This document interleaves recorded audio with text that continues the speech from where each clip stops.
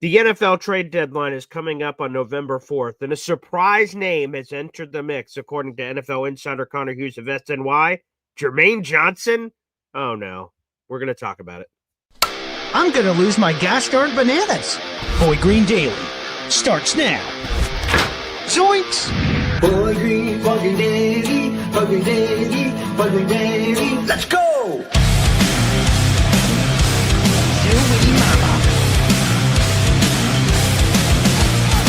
Put your seatbelts on. Get ready for the ride. We're the freaking New York Jets, so we're built for this shit.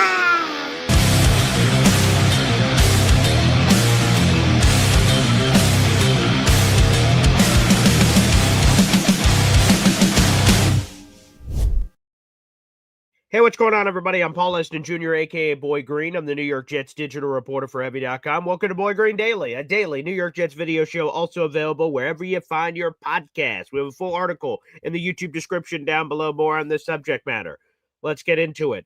NFL insider yesterday, Connor Hughes of SNY, revealed a very disturbing report that Jermaine Johnson, is a player that has come up in trade conversations. And with the trade deadline coming up, this is news that sort of gives me the heebie-jeebies, because we've talked about a lot of players that could potentially, be in trade talks. And I'm going to be honest, a player that has not come up when we've discussed it is Jermaine Johnson. And I'll bring up the tweet here from Connor Hughes yesterday that's also in the article down below. I just want to say this right off the top, because I think it's important. I think it's important to say right off the top. Jets, I don't ask much from you. I don't.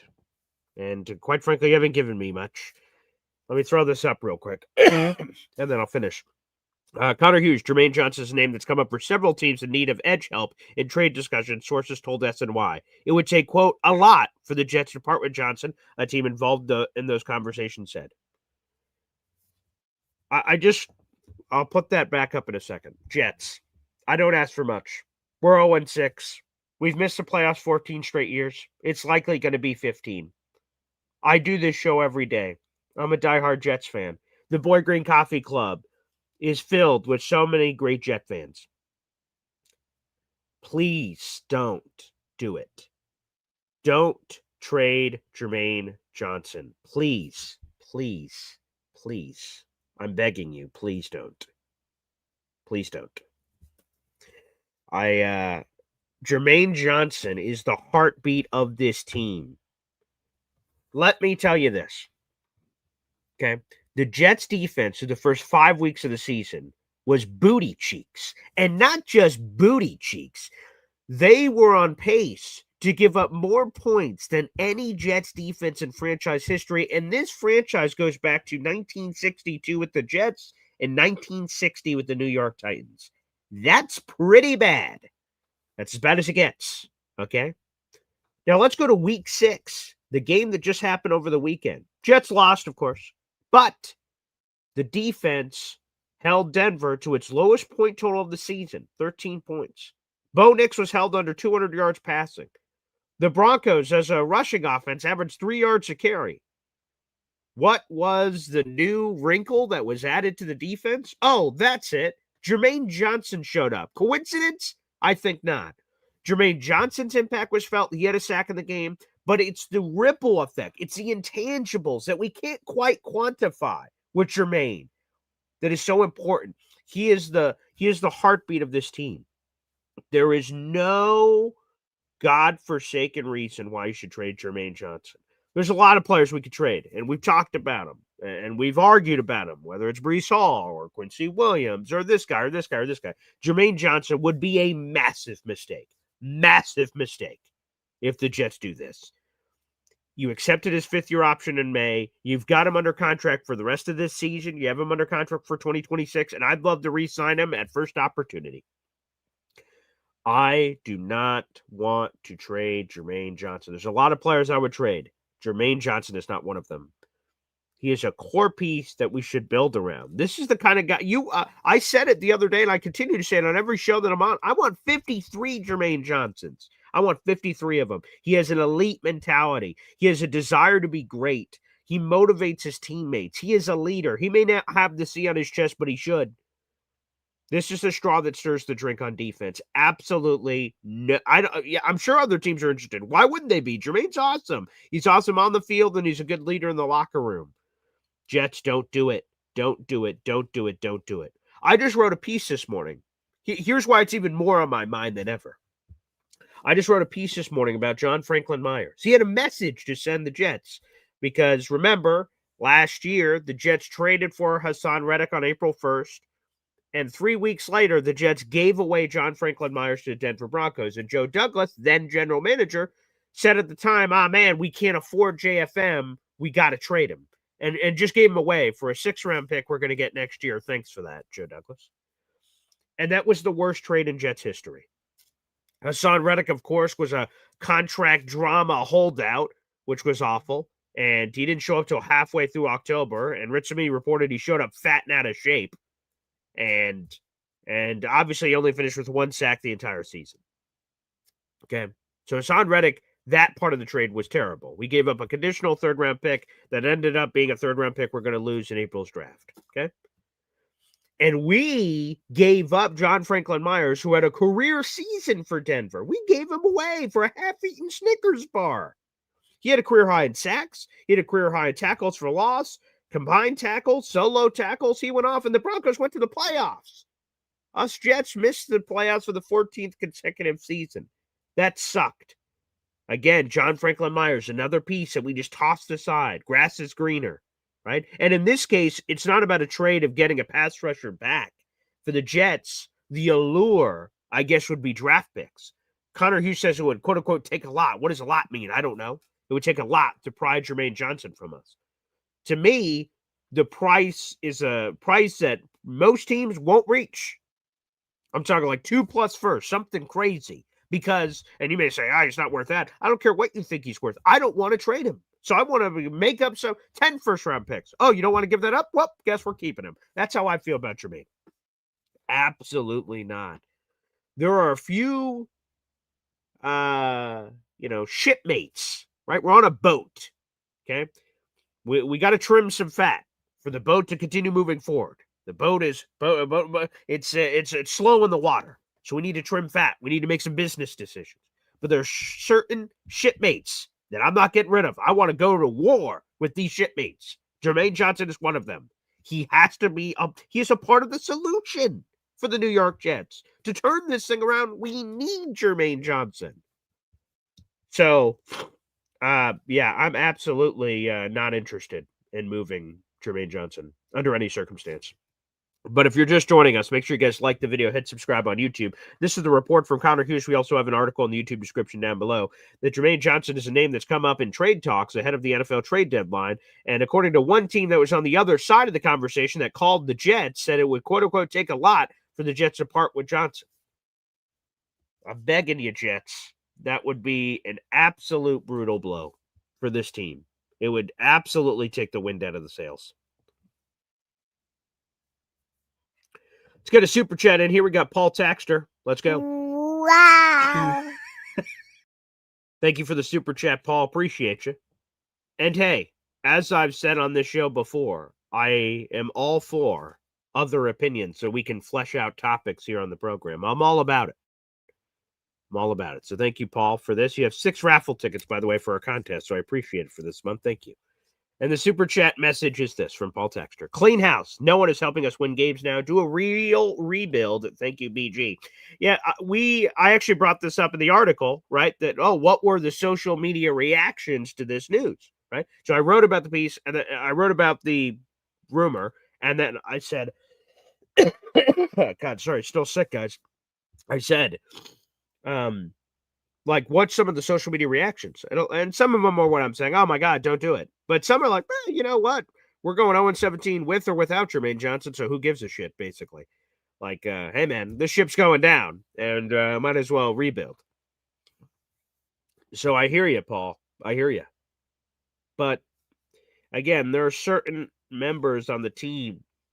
You can't sell everybody. We can't just strip off, as I say, like you go into a house and strip off the copper off the pipes. You can't do that and then literally go to studs and you have nothing.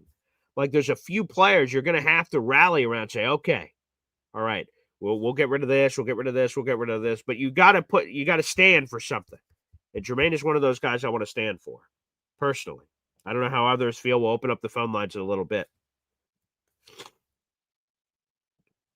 But Alon says, Paul can't run a franchise through emotion. If the deal is right, you trade JJ. What is the deal right? What does that even mean? I don't even know what that deal is. I don't even know what that deal is. That's what I don't know. Phil says we won't trade him because the price won't be met, which again is what I said initially.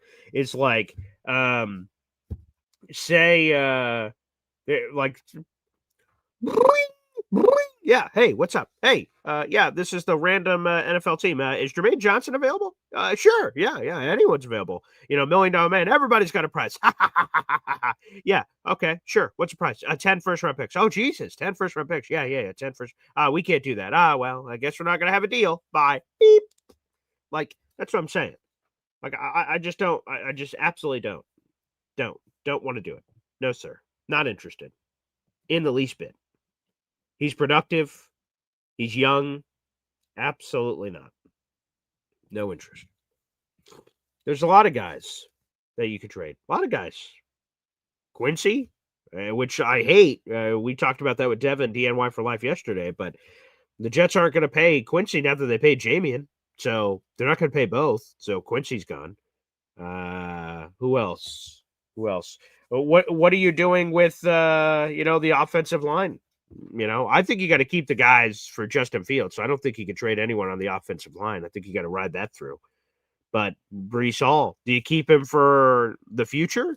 Do you ship him off?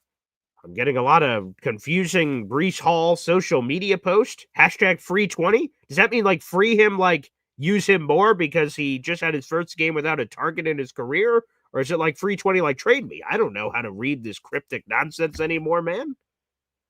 I don't know. No idea. I'm not sure. How did that become a part of the job, by the way, for us? Hey, interpret this Instagram emoji. I don't know what that means. What does that matter? I don't know. It's very confusing. But I'll just say this. Jermaine Johnson is an important cog to the machine. A very important cog to the machine.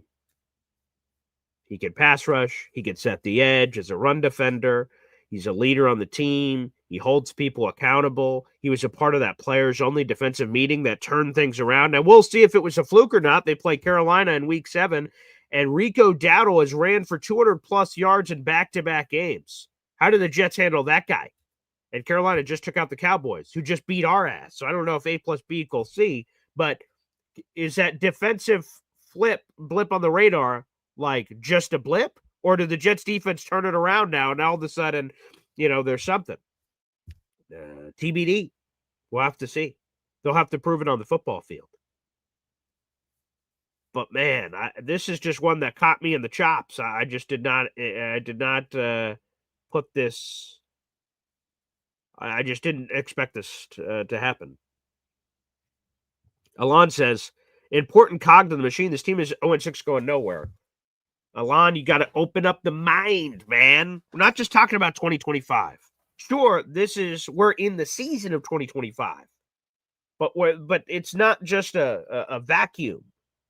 There's an entire career here. There's more years than this.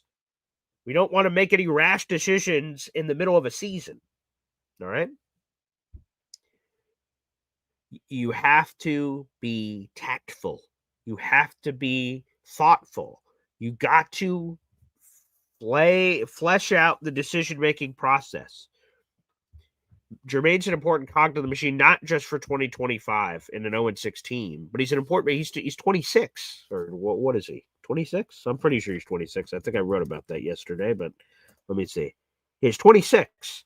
Like, This is a guy that's going to be important to the present and the future of this team. I strongly believe that. Let's go through some of your comments here. And we'll go through. Sorry, guys. I'm here. Let's do this. We'll actually go to the phone lines early here. Let me catch my breath for a second, and we'll take your calls on this Jermaine Johnson situation. And which side are you on? You can argue it. We got the trade deadline coming up in a couple of weeks, November 4th. Full article in the YouTube description down below. We'll be right back after this. 1, 2, 3. Whoa! Fucking Davey, fucking Davey, fucking Davey. Talking Jets football, man. All right.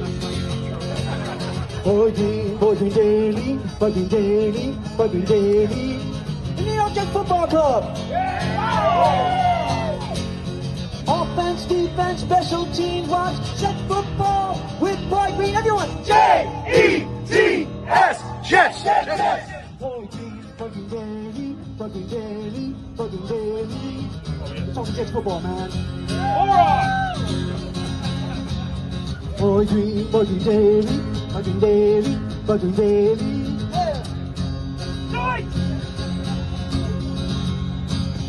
Offense, defense, special teams, watch Jets football with Bright Green. J-E-T-S, Jets, Jets, Jets. Let's go! Yeah, that always makes me feel better, baby. That's the best. All right, we've got 300 people in the room. Like the video, hit subscribe, baby. Appreciate you here on the program. Let's go to the phone lines. Up next, Hepster. What's up, Hep? Hey, Paul. Hey, you know what? We're playing Carolina next week. Yeah. And if we lose that game in another kind of a weird fashion, Yeah. I don't know. What do we talk? And Glenn is kind of imploding. It seems like he's. I don't know what's going on here. It seems very strange. You're not going to fire Glenn. It doesn't make sense. Who are you going to put in? Wilkes? It doesn't make sense. We're going to ride him to the end of the season. And I don't know, man. This is very strange. This is rarely reminiscent of Rich Kotite. I lived through that. Yeah. And it's just weird. But, we can say that we witnessed history. We've seen the Jets at the bottom of where they could go. I think I can't see it getting any worse. I mean, even if we, if we win, this would be worse for me if we win like 7 games at the end, and when it doesn't matter, and then we're picking at 11 because we really earned this first round pick, man. And not to get it, that would be a real disaster to me. Well, people forget about this, right? Another one of the worst coaches, for you, it could be Rich Kotite, right? And for maybe more, younger Jets fan, it'll be Adam Gase, right? Who was, oh God, this guy sucks. Yeah. In his first year, they were terrible. Obviously, he was on that 0-4 Aaron Glenn streak with Lou Holtz and everybody else. And then they did exactly what you just warned that you're fearful of. The Jets in 2019 won 6 of their final 8 games. They went 7-9. We all say, 7-9. Wow, great. That's the best record we've seen since blah, blah, blah. And then we forget the context of a season as we get away from that season. We just see the final number. But yeah, they were, I remember because they kept saying the stupid statistic, the second hottest team in football right behind the Baltimore Ravens that year. They went 8-0 in the second half of the season. But like he did all this stuff to win all these games late. And then we, to your point, pick in the middle somewhere. And then like, all right, not too shabby. But like we were having some of these conversations about Adam Gase in the middle of all that. Like, dude, we got to implode this thing. We got to light this thing on fire. Again, I get a lot of the masses are ready to fire Aaron Glenn. And not even, to your point, what, do you do it now or like Steve Wilkes?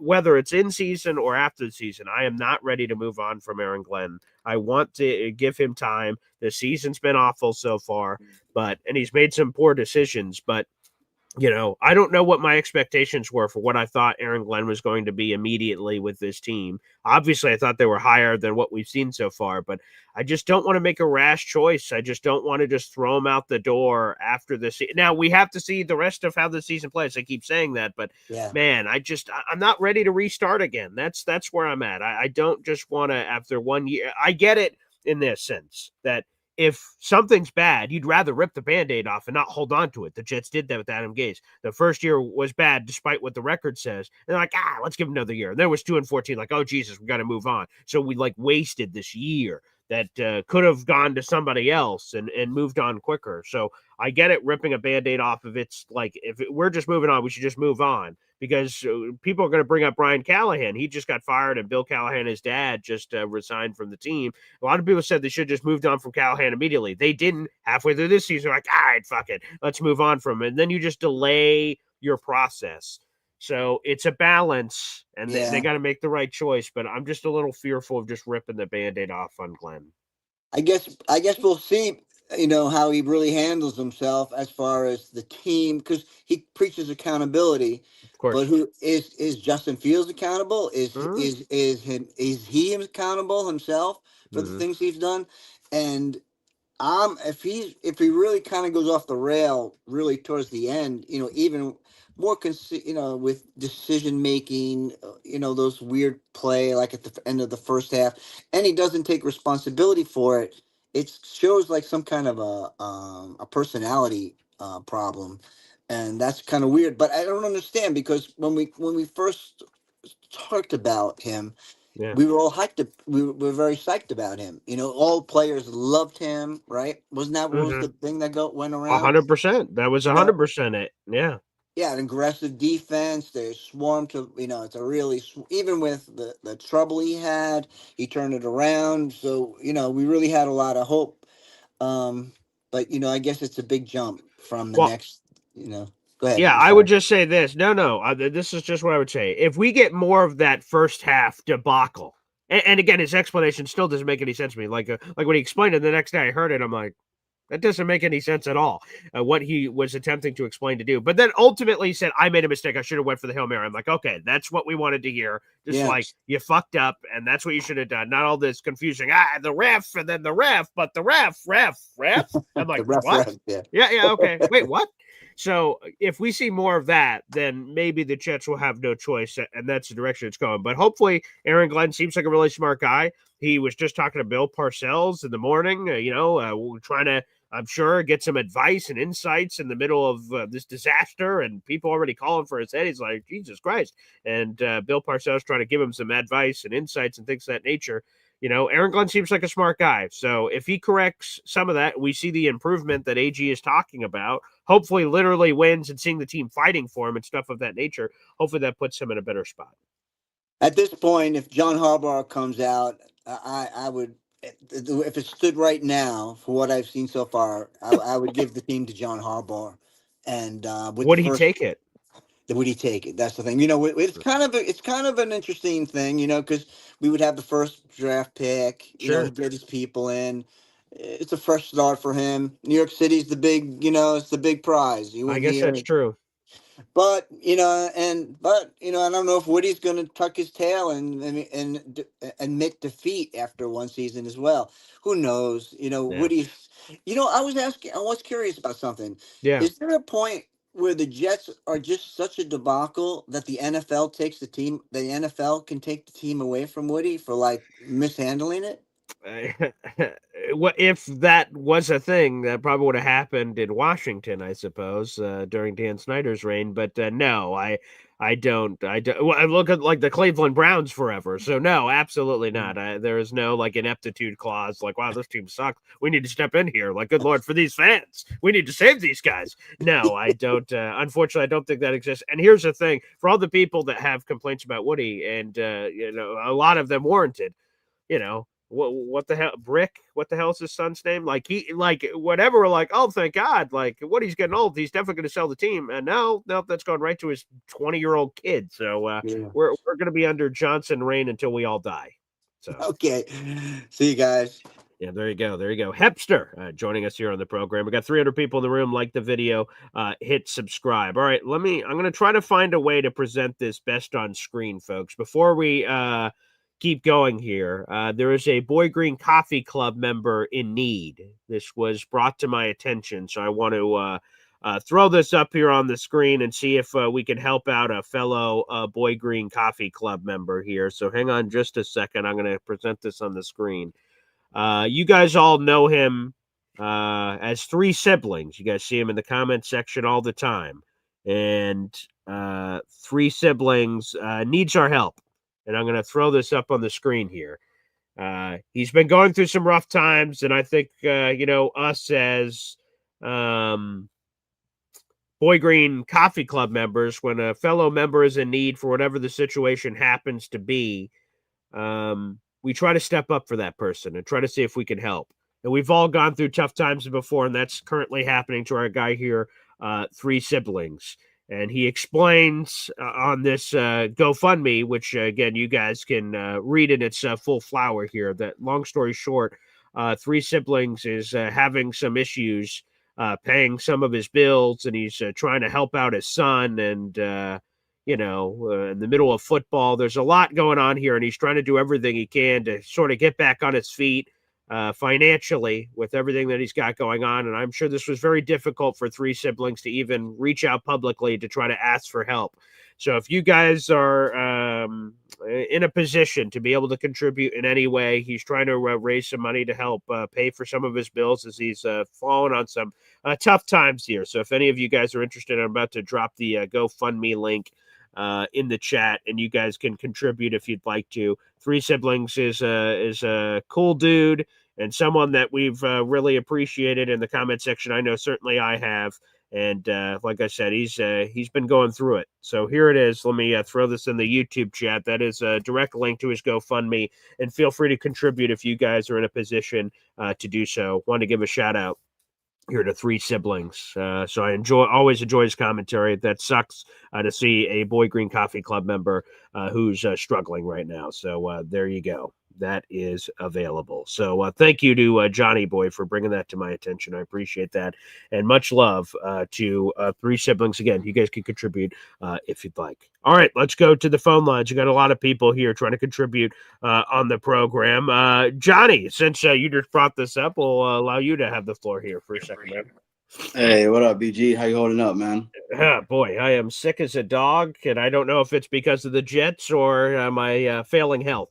Or maybe both. I don't know. Dude, 100%. Can you still hear me and everything? All right? Yes, I can. Yes. Okay, yeah. Cool. Yeah, man. Big shout out to Jay, man. Jay's a big individual in the community itself. And, dude, this community is amazing, bro. Like, just within, I think, like an hour, if you guys go on there, you'll see how much has been raised for him. This Jets family, bro, like, yeah, we suck right now. And it's been bad for us, like with the actual season itself. But dude, they never fail to like help one of our own, man, when they need some help or anything. So anything helps. We're here, we're helping out, trying to do all that we can do. I mean, the community strength and hearts, it's always helped pull through. And it's moments like this, man, that really does show how special this actual community is. So first and foremost, I want to say big thank you to everybody already that's contributed and to helping him out. I was like, dude, don't worry, I got you.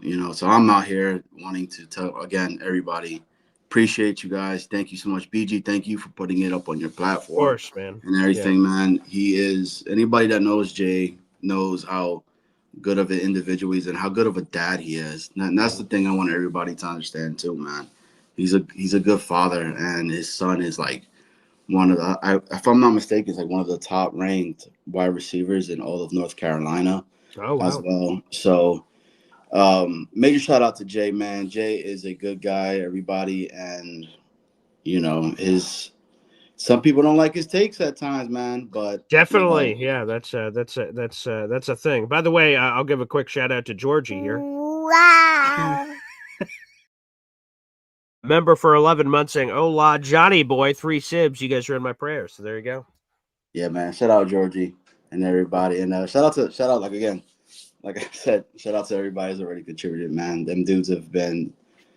It's amazing. It's amazing. So, but yeah, man, dude, our Jets suck. Yeah, I have no yeah, idea. I've been a huge Fields supporter.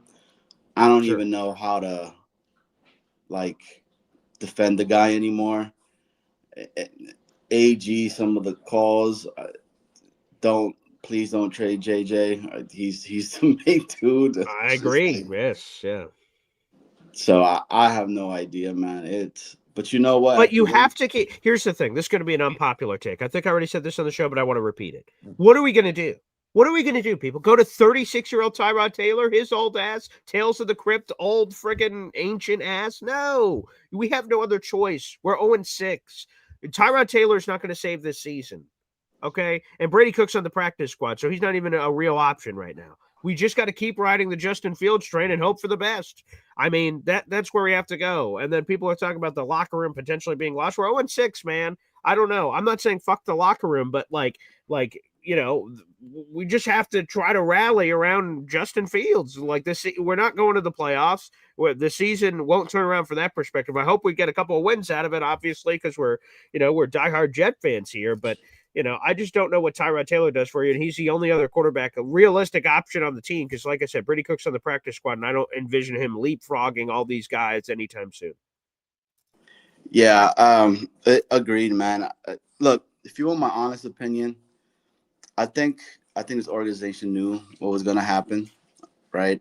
I think they did the whole Fields thing potentially to make Garrett Wilson happy, right? And And that then that's worked, and he signed a long-term deal, so thank you. yeah, exactly. So him and Sauce, because everybody was like, "Wow, we've never signed two contracts like that back to back, right? It's never been done." So, and I think wasn't it, if I'm not mistaken, that the first contract that did get completed was Sauce's, and then Sauce was like, "No, let Garrett Wilson have his Oh, game of the time," two, or something like yes. that. Jamian had the first big one, but yes, Sauce had his done. He didn't want to stamp all over it, so yeah, he let Garrett have his thing because yes.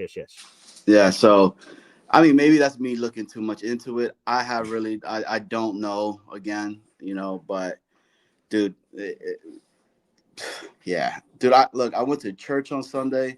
Mm-hmm. I brought the phone with me to have it there. I asked the pastor to pray for our team, and it was super close, and it just failed. So I don't know what to do, man. I don't know what we need to do. There's a guy that, my understanding, the curse is real. Is it? It seems like it. I don't know, man. I'm not gonna have a shovel outside of Namath's door waiting for him to come out. I love Joe Namath, and so I think the curse is bullshit. We shouldn't just it's the curse. Like we need to fucking buckle the fuck up and get up and turn it around ourselves. It's not waiting for an old man to die.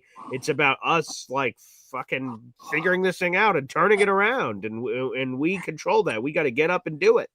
That's what it is. 100%, man. Hey, BG, I appreciate you again. Yo, for real though, thank you so much, man, for putting this up on your platform. Sure, This man. was huge. And hey, and to Jay, man, hey, we're here, bro.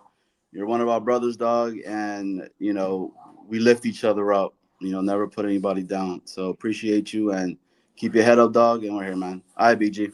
Peace. Appreciate it. Thank you, Johnny. Yeah, we'll keep resharing that GoFundMe link throughout the show on YouTube. If you guys would like to contribute, feel free to do so. If you call into the show, that link is also in the private chat. So if you'd like to contribute in that way, feel free. The GoFundMe link is there as well. All right. Excuse me. All right, let's go back to the phone lines. All right, here we go. Wide receiver tryouts at MetLife, a.k.a. Alon, joins us here on the show. Good morning. First of all, much love to Jay. We like to go at each other. Jay is a punk, but so am I, so it's all good. Okay, there you go. Yeah. I was going to talk about Glenn self-sabotaging himself, but I'll leave that for another day. Again, I hope they lose out, but that's just me. Okay. Let's talk about JJ for a second. Yeah. When George Karlaftis signed his contract last offseason, and remember, he was in the same draft as JJ. Yeah. People didn't realize that Karlaftis is 2.5 years younger than JJ. Okay. Karlaftis turns 25 in April. and JJ turns 27 in January. Big Wow. difference. Big difference. Yeah. JJ is my favorite player on this team. All right. But the problem is you cannot GM through emotion. Okay. The problem with JJ going forward is he plays with reckless abandon. He I does. love it. Yeah. And unfortunately, that means he is prone to injuries. I do not think he will have a long career in the NFL. I do not. I think he's a guy that will be on IR multiple times going forward. Okay. Okay. And when you talk about this franchise, to me, I think nobody, and I mean nobody, is untouchable. Okay. If a team calls up and offers you 2 1s, you have to think about it. You really do. So let's break this down, right? So let's bring up the Connor Hughes tweet, right? So obviously these conversations have been had of teams calling the Jets and the Jets at least, having some back and forth, and it would quote unquote take a lot. Is It what would. another team that's what they took from the conversation, calling the Jets, say, "Hey, Jermaine Johnson," and a lot. What is a lot? What does that mean? Do you think? What's the asking price? We talked about Quinnen the other day, and I always said Yes. Quinnen's asking price would be a 1-3. Yeah. I think JJ would take a little more than that. I would want, especially if a team like, let's say Washington calls up wants him. They're going to be in the 20s. We'll say. I know they lost last night. Yeah. I would like two. I'd like 2 1s. I would.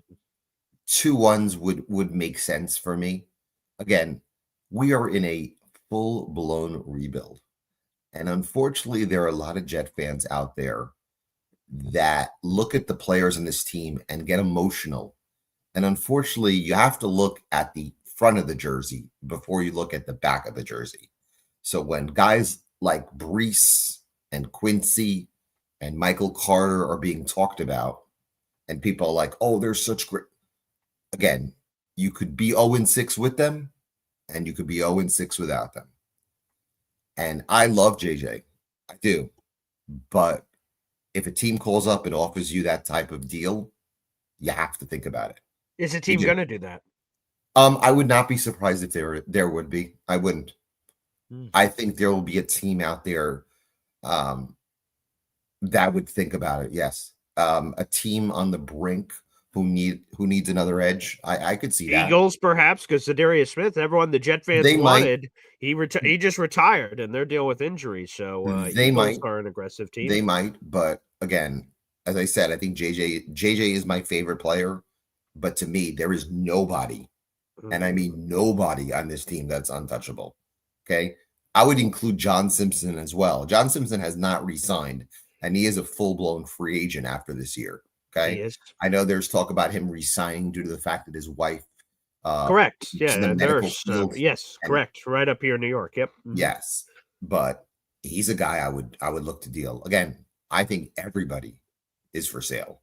So when people are like, "Oh, it's crazy to deal him," and Easy wrote 3 number 1s, I mean, come on, please, no one's worth 3 number 1s, especially somebody at edge who's going to be 27 who has been injury prone. But again, you can't GM through emotion. And unfortunately, there are fans out there who get emotional about these players. Naturally. How do you not? You buy the jerseys, you invest in the teams and all that jazz. I understand that. And what I love about this stream is there's a lot of people in the chat who actually think logically. There's some other Jet chats that if you trade JJ, it's like trading your firstborn. Okay. And they said, you can't do it. You can't do it. But again, as I said, this team is 0-6 with JJ. They could be 0-6 without JJ. What I'm looking forward to in terms of the end of the year is if this team ends up going, let's say 2-15, 1-16, and gets the number 1 pick, fingers crossed they do. Then we can send Aaron Glenn packing. And we can find a legit young offensive mind to run this show. Look at what Ben Johnson's doing in Chicago. Yeah. Look at what Liam Cohen's doing in Jacksonville. I know Vrabel was a legacy, and Can you Sure. believe that they're in first place right now? Unbelievable. Yeah. And here's this. I tweeted it. I didn't think it was going to go viral. I was just tweeting it out, just an observation. Jeff Ulbrich is running the number one defense in the National He is. Football League with the Atlanta Falcons, which ironically, right? Think about all this connective tissue, which is so sort of funny. A year ago, almost to the date, Jeff Ulbrich was on Monday Night Football for the Jets, fighting for first place in the AFC East with the New York Jets. Fast forward a year, he is affecting first place in the AFC East on Monday Night Football as he's the defensive coordinator for the Falcons. And it is true. Look it up, people. They have the number one defense in the National Football League in yards per game. Unbelievable. And once again, he has Josh Allen's number. And people killed that franchise, and I was one of them for dealing a 2026 first. Oh my God. Back in the first to get so James aggressive. Pierce. Yeah. It was aggressive, but again, their defense is playing extremely well. But again, in finality, you could trade anybody. I'm sad that Sauce resigned because he'd be on the top of the list for me. I would have dealt him already. I would have. And as I said, Garrett Wilson is a very emotional player as well. Mm-hmm. I do think he rues the day that he re-signed here. I do, because I think he realizes this team is going nowhere in the present and the near future. I said 2028 might be the next time this team could be legit or have a chance. I think that might be optimistic, honestly. I think this team is like bottom of the barrel right now. Bottom. Okay. Yeah. And all I hope for in conclusion is this team could lose out and Woody could watch his building in November and December be 85% empty and realize that the hothead currently running this show as head coach, it's time for him to go. But Paul, again, the pleasure is all yours. Don't get emotional, okay? Trust me, you would trade one of your kids for a Jets Super Bowl. I know that. I know that. Especially the young one, okay? After a while, they get a little annoying, so I can understand that. But Paul, it's been a pleasure, okay? Trade JJ if you can get a nice deal for it. Have a good one, man.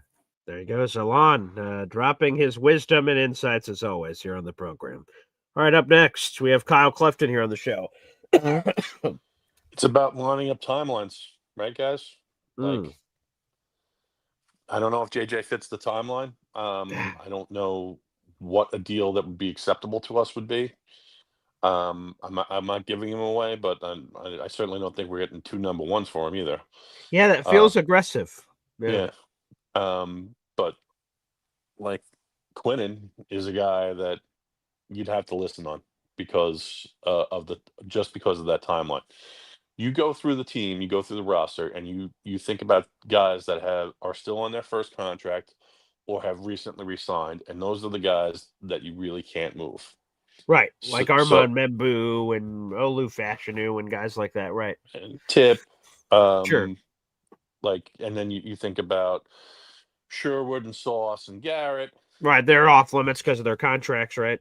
Right, and then you kind of go from there. Since Quinnen's got no guaranteed money starting next year, you'd listen. Since JJ is going year to year with the 50-year option now, you'd listen. This is it's a bad situation. Aaron Glenn's not going to be here. No. No. Wow. No, there's no way. He's imploding right in front of our eyes. And it's just a matter of lining things up for the next coach. I don't think it's quite as dire as Alan was just saying, because there's going to be over 80 million in cap room, and if they can sell off some of these ancillary pieces and get some picks to round out the middle rounds, and if we can actually draft well with the new regime, whoever they might be, I think that there's hope. Especially considering that the offensive line is in place. It's just a matter of bringing in, hopefully, an offensive mind with the right scheme, and drafting and trying to bring in the right coach, which I'm not quite sure who that's going to be. It's going to depend on a lot of things how this year goes. I'm having a tough time seeing the Ravens move on from Harbaugh for one bad year. Yeah, that seems. But I mean, I've heard the chatter for Tomlin forever. I get it on Harbaugh. I guess the Ravens people that I've heard from, they're just saying, sure, we won a Super Bowl a cajillion years ago, whatever it was, 10 years ago or something, 13 years ago now, 2012. Yeah, that hey, he hasn't gotten over the playoff hump in a while, but man, just It's a sustained similar complaint success. to Tomlin, right? Yeah, right. And I'm just like, man, fans from over here, this neck of the woods, were like, holy shit, man. I don't know, man. Always being in the conversation every year. I guess we're just swimming in different waters. It's hard for our brains, I guess, to wrap around that. But that would be stunning in a off year where Lamar Jackson got hurt. That's the one where they're like, yeah, throw this guy out the door. That would be puzzling to me. That'd be puzzling. One last point. If Justin Fields is going to play like he did on Sunday, he can't be on the roster even as a backup. Are you talking about this season or like just moving next for year? next year? Oh, I see. Okay. Yeah, I mean, part of the plan was like maybe he would be the bridge guy next year, or right, because of the or contract structure, $10 million guaranteed. or right. maybe he would be the straight up backup because the money was reasonable. Sure, right, yeah. But it's not reasonable if he's not going to be good. That's true. Or yeah. passable. Like that. This is not the Justin Fields we saw in the short stint in Pittsburgh. This is not when he showed promise in Chicago or wherever. That was abysmal. It's one of the worst quarterback performances I ever saw. When you have a run blitz like that, the ball has to come out, and the ball simply wasn't coming out. So, yeah, I appreciate your time, Boyd Green. Thank you, Kyle. I'll say this coming off it because I've been sort of jokingly bringing up that Justin Fields hasn't thrown any picks this year. Like and in all seriousness, let's put that aside for a second.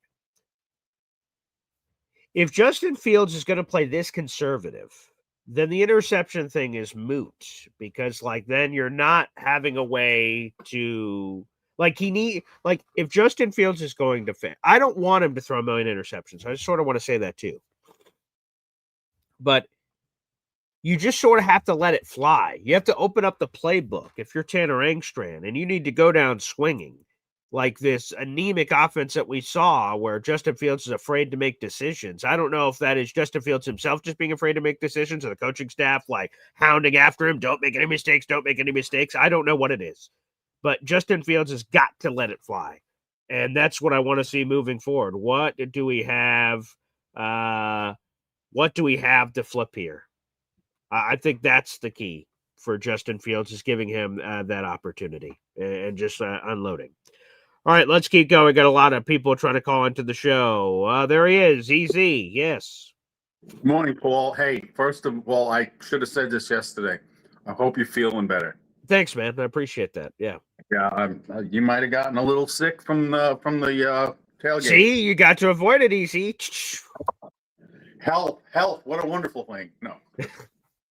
But yeah, when I say my things, I've told you this, and everybody listen really closely. Okay, let me go full screen for you. When I do my text messages, and I say this outrageous, crazy shit, I know goddamn well that nobody's going to get 3 first-rounders. I just say this to start conversations, to get everybody going. Unfortunately, when Alan says stuff, he actually means it. So, he's a little bit more crazy than I am. I'm just trying to bring out ideas. I do think that JJ, to me, is untouchable, and I will tell you why. Please do. Edge rushers are one of the harder positions to fill. Finally, we now have 2 of them. Yeah. Now, JJ was not the main solution, I think, to our defense playing so great on Sunday morning. I also have to attribute it to the fact that Michael Carter II was replaced by someone who's really good. And we benched Adams. By those 2 guys, I'm bad with names, but the safety that replaced Adams and Malachi Moore, yeah. Malachi Moore and who's the guy we got in the trade? Shit. The guy who replaced Michael Carter II. Oh, Jarvis Brownlee Jr. And those two guys made a huge impact on the 100%. Defense. And it can't be understated. I mean, the two guys that were playing before them, I mean, Michael Carter, as good as he's been, is the worst rated cornerback in the league right now. I don't know what it is. I don't know what happened. He said that he was 100%. He said he felt great, but I don't think he got over the mental part of his injury because he just wasn't actually sticking his head in there and going for it like he used to. So with that being said, JJ definitely sparked this team, but it is much easier, in my opinion, and I don't want to trade any of these guys because I love them all, but I think that Quinnen would be much better trade bait. I mean, we probably get more for JJ, but Quinnen, I think, is easier to replace than a quality edge rusher like Jermaine. I think it's easier to get. There's been a lot of people that have said that they think that Jermaine would bring back more. Like Quinnen's a former All-Pro. I don't know. I guess Jermaine plays edge. Maybe that's why. But but I want to get I don't want just a pick. I want a replacement player who's a quality too, because this way, at least we getting a known quantity, a known commodity back. Now, maybe if we trade Quinnen Williams, we get maybe a third and maybe a good wide receiver or something else that we desperately need. We still get a good high pick, like a third or something, maybe a second. For and who then we get and then we get a good player who we don't have to worry too much about. I don't know. I mean, this is where my knowledge runs out and my ideas run out. I'm just trying to strategize what we could do, and then hopefully the guys in charge in New York make the right decisions. That's all we can hope for. I'm having my breakfast. Oh yeah, let's get full screen. Let me get that breakfast. What we got here? Yeah. All right. Yeah. Show us here. Oh wow, nice. Look at that. Rye toast and some Western scramble. Okay, beautiful. Easy. Thanks for the thoughts and the breakfast, pal. Appreciate you. There he is. Easy joining us here on the show. All right, a lot of people trying to call in. Let's go next. He's here. Indy Jets. Good morning, BG. What's up, man? So we're gonna put some common sense into all of this. Common sense. All right. Right. Much needed. Okay, here we go. Now, if people are saying that AG needs, they're calling for him to get fired, him and Muji both.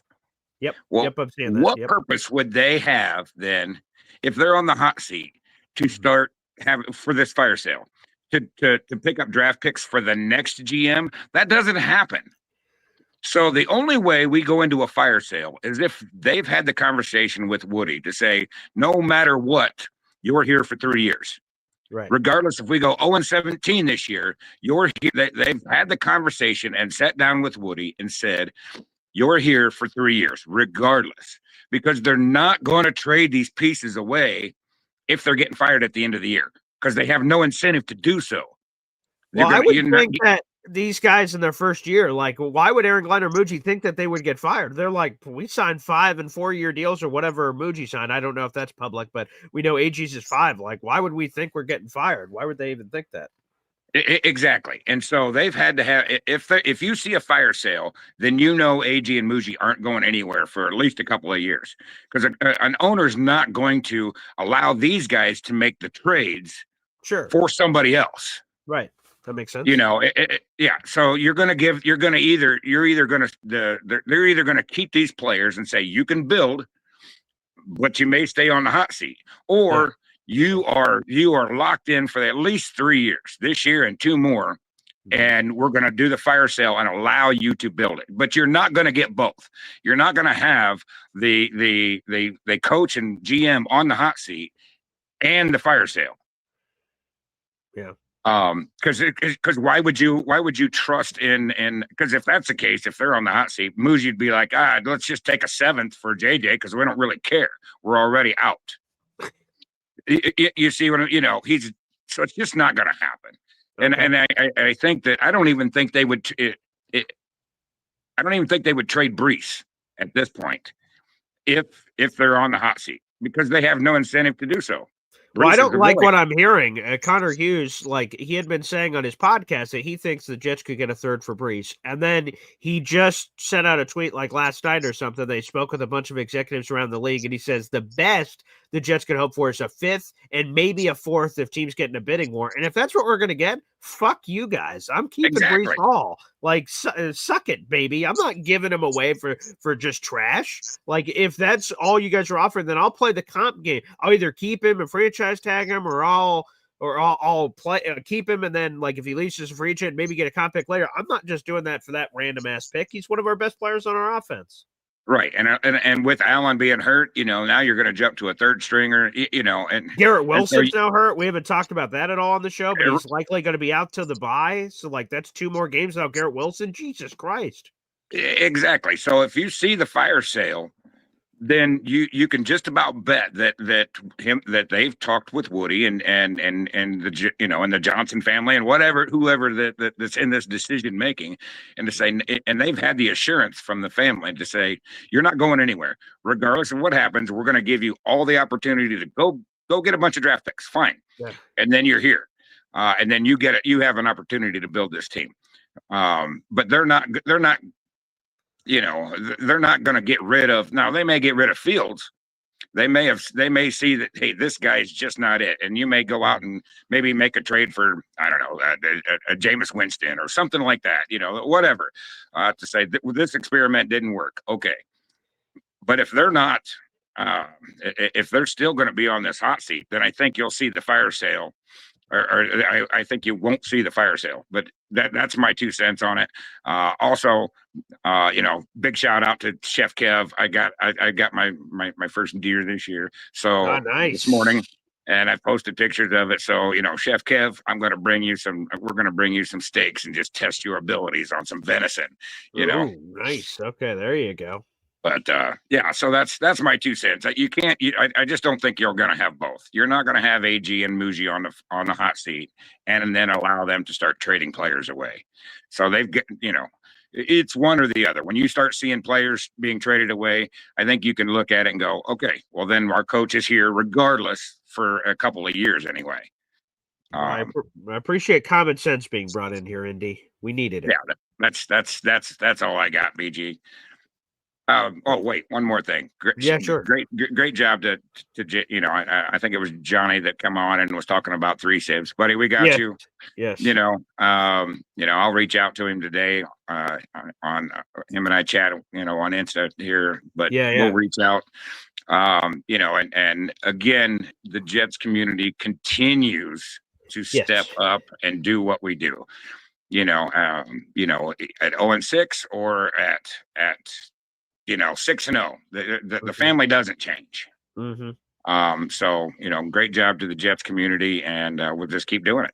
100%. Thanks, Indy. And yes, I just dropped a 3 Siblings GoFundMe in the Discord as well. So Boy Green Coffee Club members, if you've been trying to find that link, I've been trying to post it throughout our YouTube chat here, but it's also on Discord. If you would like to help out 3 Sibs in his time of need, feel free to do so. Again, if you're just joining us, one of our Boy Green Coffee Club members is going through some choppy waters and he needs our help. So we'll keep dropping it on YouTube. If you guys are in a position to help, feel free to do so for 3 Sibs. And like I said, I also dropped that in on our Discord #general tab. If you guys would like to contribute, feel free to do so. For the people that are just joining us, we have 400 people in the room. Like the video, hit subscribe here. Jermaine Johnson has come up in trade talks ahead of the NFL trade deadline, according to Connor Hughes of SNY. And quote unquote, it would take a lot, whatever that means, for the Jets to trade Jermaine Johnson. But for those just joining us, that's the reason why we also have an article in the YouTube description down below. Let's go back to the phone lines. Badshaw here on the program. What's up, Badshaw? Oh, what's up, man? I think Connor Hughes is on Chris Sims, some of his podcasts. Oh yeah. As well. Oh, okay, I'm gonna have to check those so. out. They do like the weekly recap. You're talking about Connor Rogers, I think. Connor Rogers. Oh yeah. Connor Hughes he's the young guy. Right? I think Connor Rogers is younger. They're probably all around the same age. Connor Rogers is like my age. He's like 32, 33, and then Connor Hughes is maybe 35, 36, maybe. Well, what's the young guy's name? Like, the super young one. Oh, that's Connor Long. Yeah. Connor Long. Okay, golly, there's a million of these goddamn Connors running around. They're breeding like rabbits. I don't know what the hell's going on out there. Yeah. Yeah, I knew the other day when I was watching. Chris was saying, your Jets really took a pounding by the Broncos, and I'm like, well, it wasn't really a pounding, but anyway, the whole JJ situation. My question to you is, I love JJ, and he was definitely a huge factor in that game. For sure. Sunday, but I know it's kind of hard to say. You don't know when someone's going to get injured, but he's kind of had some injuries. Do you think if we did keep him around, do you think that's a thing we would have problems with? Or do you think it's like, well, let's just get rid of him and let him get injured for another team? What do you think on that? Yeah, it's a difficult conversation to have, but I mean, that was part of Alon's keeping it real talk that he wants to have, is that Jermaine has been hurt throughout his young career so far, whether seriously like an Achilles or this year he's been battling a calf ankle that we're not really sure if that's related or not related. Jermaine refused to say whether it was the same leg, which almost sort of seems to indicate that it is the same leg, but that's not official. But right, so when he's healthy, do you decide, hey man, there's a lot of people all clamoring for this guy. We could sell him at his highest value because we're going to get an insane thing here, and we suck at 0-6. And again, that's some of what a lot of people have said, right? You're 0-6 with him, you're 0-6 without him. Like, what difference does it make, basically? So there is, I hate to hear it, but I guess there is a case to be made to trade him while he's healthy, because let's say you don't trade him and then he gets hurt in 2 weeks. You're like, damn, man, we probably should have traded him. And now we're sort of stuck with him because his 5th-year option for 2026, it's not this season, it's next season, is fully guaranteed no matter what. He's injured, he's not anything. They owe that money to Jermaine Johnson, unless they trade him, of course, and that would be someone else's responsibility. But they're on the books, they're on the hook, and they're on the books for that. So, yeah, I mean, again, what I want to know, and I was texting with Connor Hughes yesterday, so we'll see if he can explain it on one of these shows or something. But what does a lot mean? It would take, quote unquote, a lot for the Jets to trade him. All right, everybody's got a price, $1 million man. Cue the laughter. Ha ha ha ha ha. Well, what the hell is the price? What is the price? That's a lot. Is it just a first? Is it a first and a second? Is it a first and a third? Is it first and a player? Like, what is it? I'd be curious to know. And then all of a sudden, then we'll react to whatever that trade or news or information is. But it's just, man, it's difficult though. And I'm not saying let's trade him. I'm just like, sure, yeah. Talk it out. Like, no, I got you. It's like the angel on my shoulders, like, keep him. He's been such a good Jet. And then it's like the devil on the other shoulders, like, but he could get injured, and then he could really screw you over. And I'm like, well, I don't want that. So yeah, right, something to think about. But I know we were also talking about, and I think Hep said it, like, you don't really want to win 7 games and us be kind of like, not with a really good draft pick, not in a good position. Right. But then also, like, and this is just my opinion, but I feel like there is a lot of shitty teams this year, and a lot of shitty teams. The records are misleading because a lot of these teams are playing each other. So one team's usually going to win unless you're a Packers-Cowboys situation. That's true. Yeah, right. And so I'm like, I definitely don't want to be like, oh, the Jets were the worst team in the NFL in a year where there was like the Saints, the Panthers, the Bengals, That'd be tough. 'cause a lot of people were saying, after that Cowboys game, like, because in Arkansas there is a shit ton of Cowboys fans, and that's all I've heard. And I'm like, look, we fucking suck. Like, you think y'all are that much better? And then we saw what happened in Carolina, which it's not like Carolina like beat that ass, but they still got that W. And their running back, I can't think of his name. Rico Dowdle, back-to-back games with over 200 yards rushing. Good Lord. I hope the Jets' fucking defense buckles the fucking seatbelt. Jesus. Exactly. So, but I'll let other people get on, but I definitely don't want, that's just something to think about. I don't want to be the worst team in a year where there's a lot of shitty teams, and I left a lot of teams off the list, but there's a bunch of them. So, but thanks, Sure is. Paul, for having me. Yeah, of course, man. I appreciate you, Badshaw, as always. Yeah, to the point, I will bring it back up here on the screen real quick. All right. Here's the, I mean, it hasn't changed. I probably could have just kept the other one I have, but nonetheless, let's bring up Tankathon here. Why not? Who doesn't love a good Tankathon update on October, whatever the fuck it is? That's, October 14th, halfway through October. Don't we all love a great Tankathon update? But let me throw this up on the screen just to really put it through what we're talking about here, right? The Jets are on 6, so if the season, whatever today, if it ended today, we'd have the number 1 pick. But look at this, okay? Throw this up on the screen. Think about this. Your opponents that are on this, in this top 10, this is a top 10 in the 2026 NFL draft right now as it would stand. The Jets play these teams I'm about to say that are also in the top 10. They play Cleveland. They play Baltimore. They play Miami again. They play New Orleans. They play Cincinnati. 6 of the teams in the top 10, and we can even go more specific, 6 of the teams in the top 7 the Jets play this season. Okay, Cleveland number 2, Baltimore at number 3, Miami at number 4, Saints at number 5, and Bengals at number 7. If the Jets get the number 1 overall pick with that schedule, they will have earned the fucking right to have the number 1 overall pick.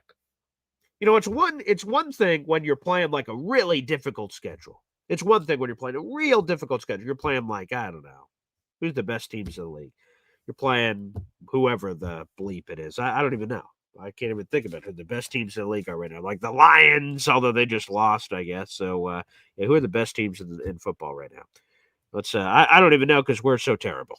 But Colts, Buccaneers, Steelers, Packers, Chargers, whatever. You play any of those teams, you're like, geez, we lost. Okay, that makes sense. But if you lose to this bottom of the drag freaking list, then you have earned your spot in that position. So, Badshaw, to your point, you don't want the number 1 pick in a year where, like, everyone's shitty. You also don't want the number 1 pick in a year where there is no clear cut, like, oh my God, this quarterback, or oh my God, this obvious player. Now, there's going to be talent at the top of the draft, as there always is. And we'll see what the Jets do. But here's the other thing. Here's good news, bad news. We'll sort of rally the show around here. Here's good news, bad news. Good news is Garrett Wilson avoided serious injury. Thank God. The way Garrett was talking scared me. I heard the emotion in his voice. It was freaking me out, man. Where it's like, hey, pray the test come back good. I'm like, Jesus Christ, is he about to be out for the season? What the fuck? I'm like, good Lord. How much more can Jet fans handle? And then we hear from Rich Cimini, thank God, that he avoided serious injury. Thank God. But with the Jets bye week, so here's how the schedule sort of works for the immediate future. Week 7, we play the Carolina Panthers at home. Week 8, we travel to play the Cincinnati Bengals on the road. Week 9, we have a bye. Week 10, we play the Cleveland Browns. Okay? That's the next month. Okay? It sounds like Garrett Wilson is going to be out for these 2 games. He's going to be out for Carolina and Cincinnati, and then we have a bye week, which means, essentially, from when Garrett Wilson played his last football game, which just happened on Sunday, to when he plays a football game again will essentially be separated by a month. It's not quite a month, but we can round where it's a month. So Garrett Wilson's going to get this. He's going to get basically a month off if the Jets give him the break as it appears they're going to give him. I just want to say, blessed be he that Garrett Wilson is okay. Because like I said, hearing the emotion in his voice, he said it was messing with his mental. As someone that blew out his knee before, like, man, it is a scary, lonely, dark place. And the way Garrett was talking brought me back to those same dark, choppy waters for myself. And I was getting scared. I was like, oh my God, that's awful. So the good news is he avoided serious injury. The bad news is we're still not going to have Garrett Wilson. It appears at this point. We'll get an official Aaron Glenn update tomorrow, but we're going to be missing him for weeks. We're about to have the most booty-ass wide receiver room of all time. Alan Lazard, Josh Reynolds, Tyler Johnson, Aaron Smith, and then we have 4 receivers on the practice squad: Jamal Pritchett, Brandon Smith, Isaiah Williams, and Quentin Skinner. So the Young Bucks are about to get some ops. The Young Bucks are about to get some ops. So we'll see what happens. But again, we'll get that official injury update from Aaron Glenn tomorrow. But, good news that Garrett Wilson avoided major injury, but it sounds like he's going to miss time. And here's the thing. Garrett deserves a massive salute for this. Garrett Wilson has never missed a game in his NFL career. So if he is set to miss this week, this will be the first games he's ever missed in his career. Which, again, he's been so available. It's been such an underrated part of his game. And appreciative, Jet fan should be, for his availability. So big ups to G-Dub. And prayers up for a speedy, quick recovery. It looks like a hyperextended knee is the official injury diagnosis, by the way, for Garrett. And we're praying for you, Garrett. We're praying for you. You're one of my favorite players on the team, man. I love Garrett Wilson.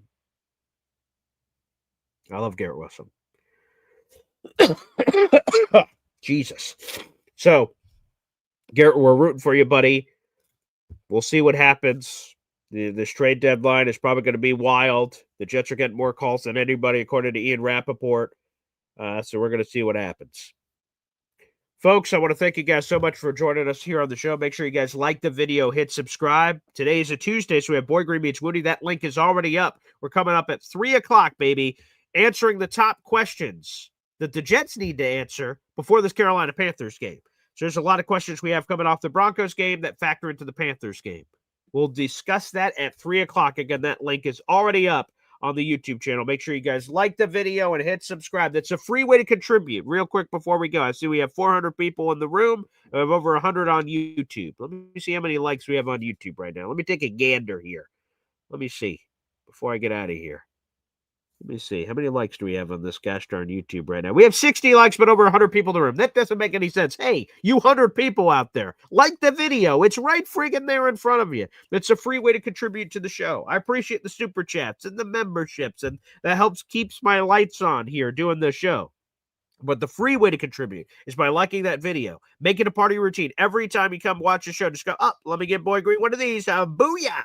And hit that like button. It helps get this Jet Show in front of others as we try to grow the brand. My goal is to get to 10,000 subscribers. It's sort of an arbitrary number, to be honest with you.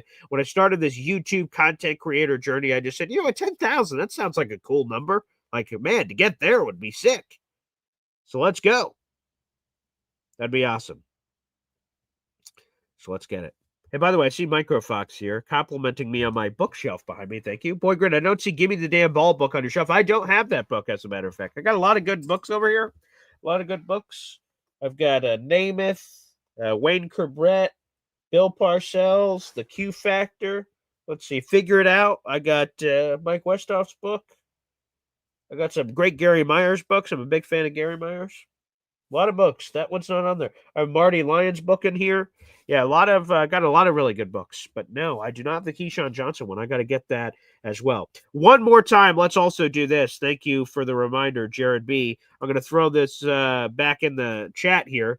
Again, our buddy Three Siblings is in a time of need. If you guys would like to help him out, feel free to do so. Let me bring this back up on the screen so you guys can see it. He has a GoFundMe page that's up to help him in a time of need. And I see we've raised a couple $100 here on the show, which is really cool. So shout out to the Boy Green Coffee Club.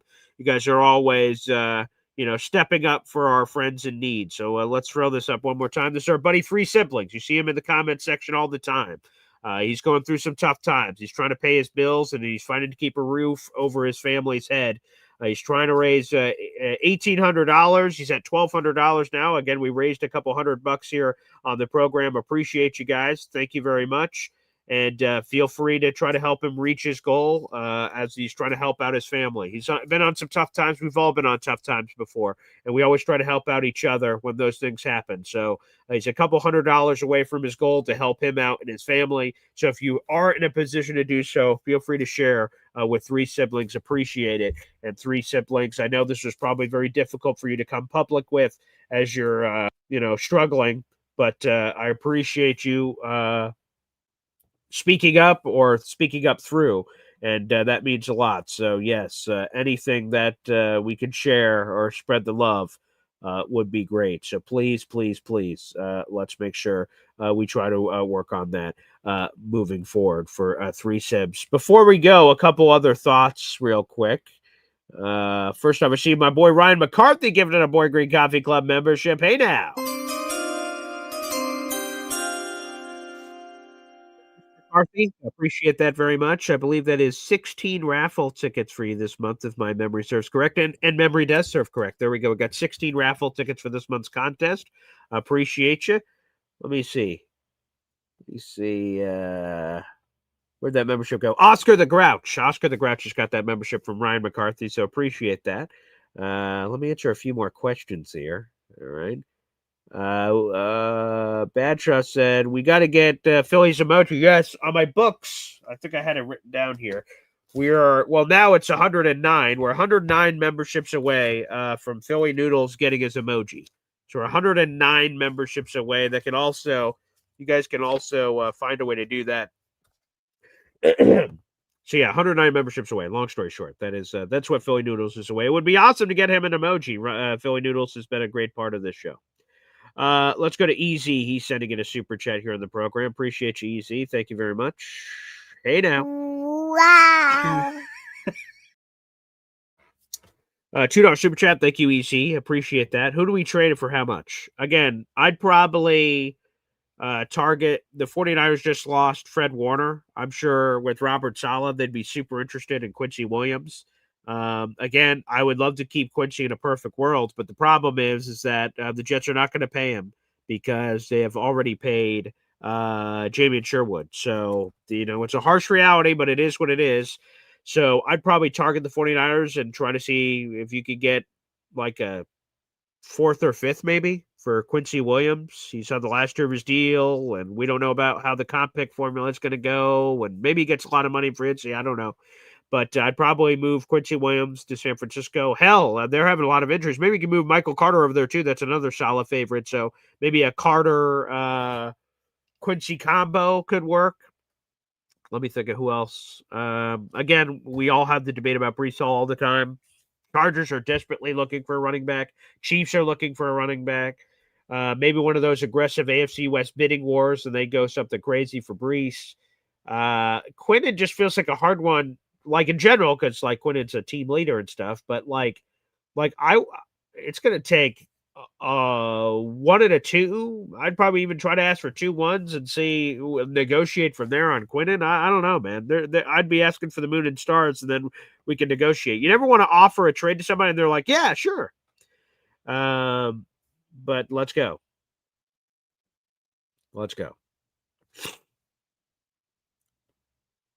Appreciate that. Let's see. But yeah, those are some of the ones. Yeah. That's one of the ones. And where's Jared's emoji? Jared's emoji is in there. You guys can see it. Yeah, and a big shout out to Jared. He's a big contributor to the show. He's a big contributor to this program. Doesn't get enough love. He deserves it. He does have an emoji in there. Yes, we're 109 away now. 109 emojis. It's YouTube. They make you reach a certain membership level to unlock emojis. So yeah, we're 109 memberships away from Philly Noodles potentially getting his emoji that would be created by Snowball. So yes. All right, there you go. So great love, everybody in the chat. Appreciate it. And thank you so much for doing it. All right, everybody, we're going to wrap it up there. I'm going to try to heal up before 3 o'clock, see if I can get over this gosh darn sickness, for God's sakes. But I appreciate all the support. Thanks for the support for 3 Sibs. And again, we're 109 memberships away now for Philly Noodles, so we'll see if we can get there as well. And we'll see you guys soon. Take care, everybody.